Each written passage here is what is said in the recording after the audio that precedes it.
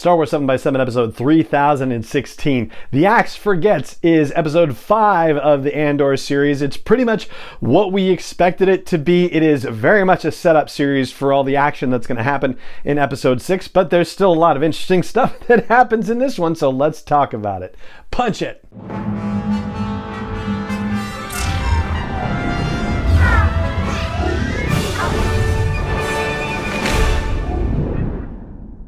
Hey Rebel Rouser, I'm Alan Voivod and this is Star Wars 7x7, your daily dose of Star Wars joy, and thank you so much for joining me for it. So as we've done with previous breakdown episodes, this is going to be done in the form of 7 takeaways from the episode. No flashbacks this time, so instead we'll have a look at the different storylines that are being developed and talk about them in individual breakdown moments, and then we'll cover the main one with a few different takeaways. For our first takeaway, we'll look at a storyline that just gets the barest development, but at least a little bit of forward motion. It has to do with Ferrix. We don't see any of our players on Ferrix, but we do see that the Empire is establishing their foothold there, and they are throwing out people at a hotel so that way they can establish their own headquarters there. We haven't seen Deidre Miro at Ferrix just yet, so that's something that, interestingly enough, seems like, as they've shown it to us in the trailers and teasers, may be happening a lot later in the series than we usually have happened to us when they show us teasers and trailers, right? But we do get a scene of her working on her gut instinct that something is happening, and that, as her assistant says, you know, it's too random to be random with all the things that have gone missing, whether it's stuff from Kessel or Fondor. They mentioned targeting consoles from Jakku, nice little nod there. Also proton warheads from Cage Bay, or Beige K I think it is. And then the Star Path unit from Steerguard. Miro says that if I was trying to avoid detection and not make it look like there was a pattern that people could identify, this is how I would do it, which is what's setting off her alarm bells as a former investigator. And then, of course, there's the Steerguard Star Path, and it raises the question as to, is this all Cassian Andor's doing? We know that Cassian's connected with the Star Path, and we know that it doesn't have anything to do with Bix, so it's something that he did of his own accord, and not necessarily connected with Lutheran either. So is it possible that Cassian's connected to these other thefts as well, which is a really startling thing to consider, but it also doesn't seem like it could be the case because of where planets are located. We don't necessarily know where Ferrix is, we don't know where Steerguard is, and we don't know where Beige K is, but Kessel is in the outer rim. If you're looking top down at the galaxy, it's in the east.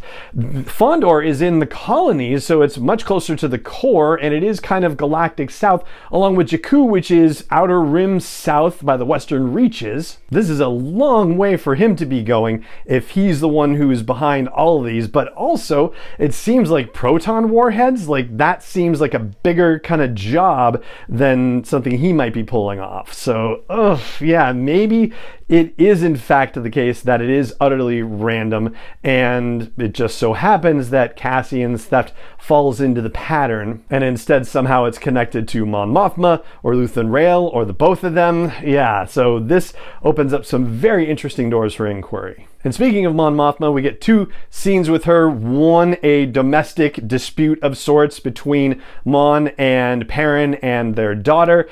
And kudos to the actors who are playing Mon's husband and daughter. So just, I'm making that clear when I say this. I don't like Mon's daughter, and it's just a great performance, but also it just makes me not like Mon's husband Perrin even more, because not only is he not supportive of Mon and seeming to undercut her, but also his parenting is not supportive of Mon Mothma's parenting either. Like, he is setting mother and daughter up as adversaries instead of standing up for Mon and realizing that he should be, you know, partners with Mon in the parenting instead of him and the daughter going against Mon. So yeah, more reasons why I just don't like that guy.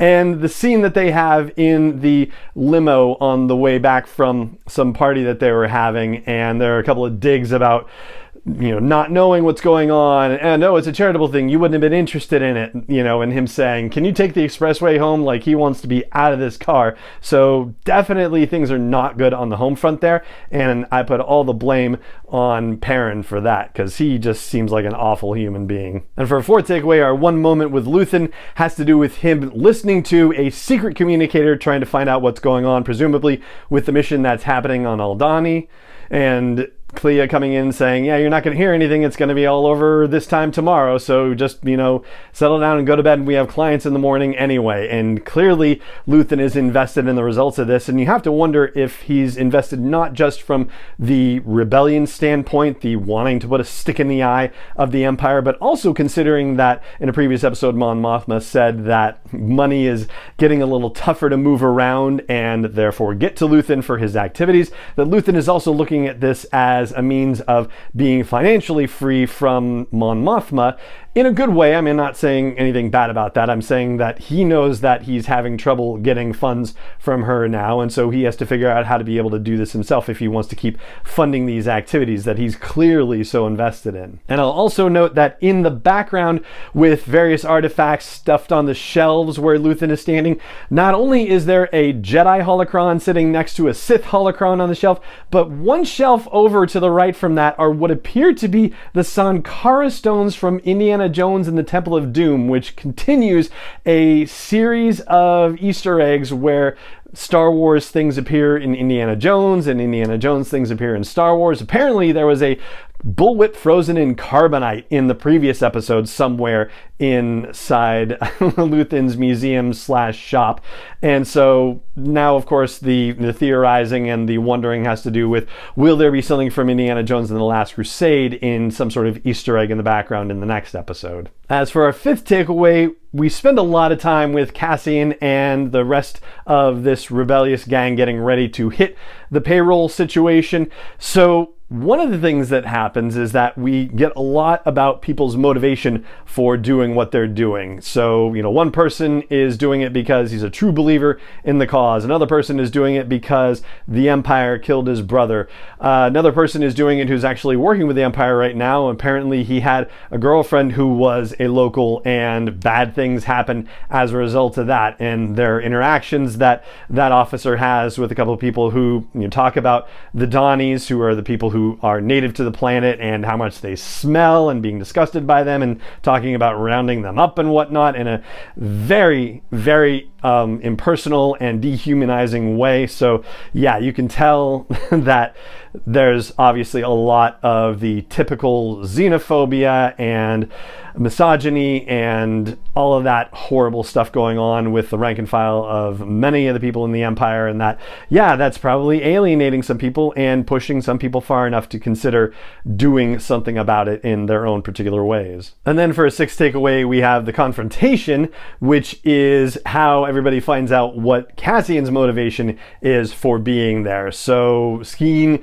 manages to get a knife on him while he's unaware and pulls the Skykyber necklace out and says, this thing should be worth 30,000, which of course Luthen said, don't ever sell it for anything less than 50,000, ha ha ha. But Cassian also takes advantage of this opportunity to say, not only am I in it for the money, but don't let that make you decide to quit. Specifically, what he's saying is that he thinks everybody's afraid of doing the job. There's been too much, sitting around waiting to do it until, here they are at the point where they actually have to do the job, and their fear is coming up to them. And Cassian's like, don't use me as an excuse for quitting. If you're afraid, quit for yourself, basically. But it looks like they all commit after all, and certainly we see scenes of what appear to be the break-in into this armory in the teaser and the trailer already. So yes, we know it's going to happen. It's just a matter of how it's going to happen. And I guess some of the scenes where Cassian is flying the ship, like, we actually do get to see Vel in the ship with him, and there's somebody else who I just cannot quite remember from seeing the the brief TV spot / social media spot that they put out. So I know at least a couple of people are going to survive this aside from Cassian, but all of the crazy stuff happening in the sky around it seems to be this business about the eye, this spectacular constellational event, a cosmological event. You know what I mean? It's happening up in space, and it's creating this incredible show of excitement. and they're going to be escaping through that. So yes, we've already seen some of that getaway scene as well. The last thing I'll share has to do with the episode title, which is The Axe Forgets. So this is something that comes from an African proverb, which is actually fully stated in the episode, the axe forgets, but the tree remembers. And the concept behind that is that if you cause harm to someone, you take something from someone, you are not necessarily likely to remember the harm that you've caused, but if you're the person who's been harmed or has had something taken away from you, you are likely to remember that harm. And I dare say we're getting to the point in the timeline where it's not just the tree that's remembering, but it's also the whole forest that's been communicating about what's happening to the various trees in their forest. And we're going to see some of the effects of that starting to unfold even into the 6th episode of the Andor series. And so that is where we're going to end this breakdown for the time being. We will dig a little bit deeper into some of the political ramification stuff that we get in the episode tomorrow when we do our deep dive. But for now, that's going to do it for this episode of the podcast. It just remains for me to say thank you so much for joining me for it as always, and may the Force be with you wherever in the world you may be. 7x7 is not endorsed or sponsored yet by Lucasfilm Limited, Disney, or 20th Century Fox, and is intended for entertainment and information purposes only. Star Wars, the Star Wars logo, all names and pictures of Star Wars characters, vehicles, and any other Star Wars related items are registered trademarks and/or copyrights of Lucasfilm Limited or their respective trademark and copyright holders. May the Force be with them. All original content is copyright 2021 by Star Wars 7x7. We hope you love it.